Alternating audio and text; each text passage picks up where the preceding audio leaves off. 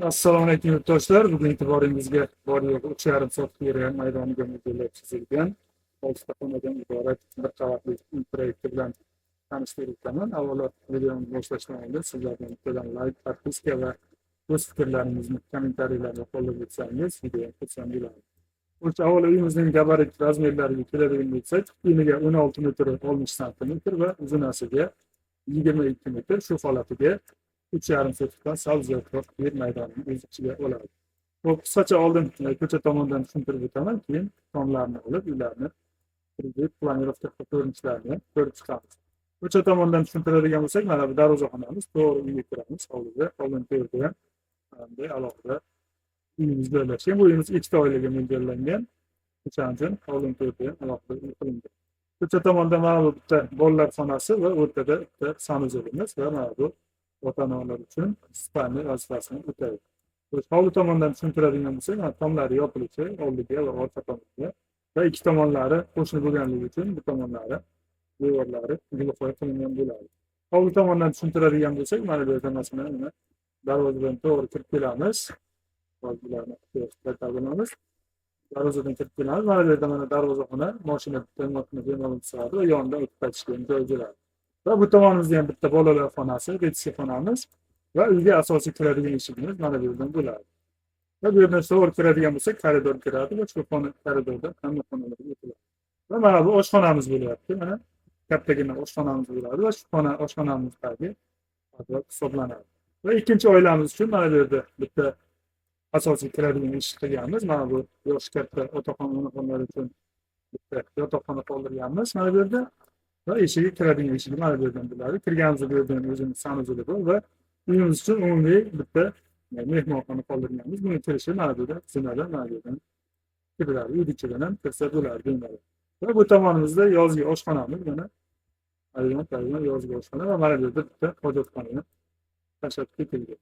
Umumiy ko'rinishda mana shunday holatda bo'ladi. Endi qisqacha xuddi kirib ko'rgandek qilib, odam yurgandek qilib yana tushunarli bo'lishi uchun ko'rsatib o'taman. Mana o'sha ko'cha tomondan ko'rinishi uylarimizni va mana bu yerdan to'g'ri darvozadan kiradigan bo'lsak, mana mashina turadi, qaytishga joy bo'ladi.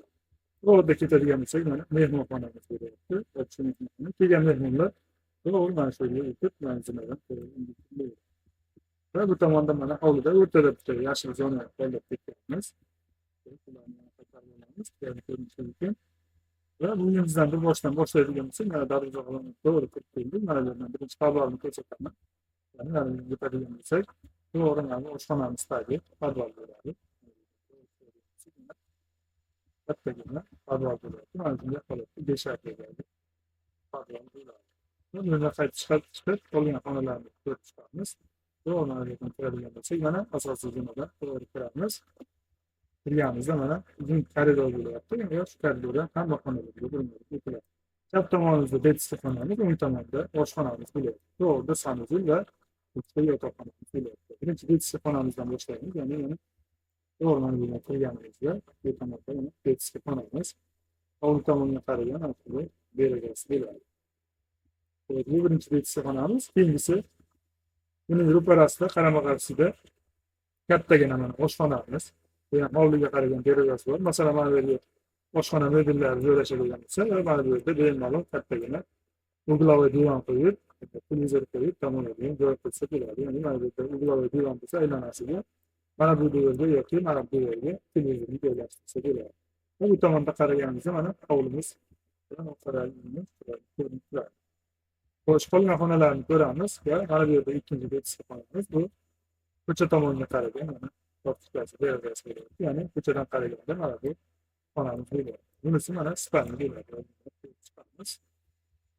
Bu yerdan qaytib chiqamiz va o'rtada mana sanuzorimiz, ya'ni koridordan kirganda to'g'rida общий sanuzorimiz birinchi qavatimiz. Kattagina mana ko'cha tomonga qaragan ikkitalik derazasi bor. Va mana bu koridordan to'g'ri o'tadigan bo'lsak, bu mana ota-onalar uchun yotoqxona bo'ladi. Ko'cha tomonga qaragan derazasi bo'ladi. Birinchi korpusimiz bo'ldi, endi ikkinchi korpusini ko'rib chiqamiz. Bu yerda mana to'g'ri zinadan chiqadigan bo'lsak, mana общий mehmonxonamiz kattagina mana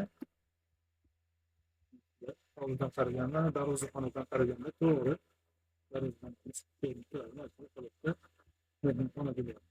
Bundan chiqib asosiy ijtimoiy elementlar degan bo'lsak, mana bu yerda mana общий sanuzilimiz bitta.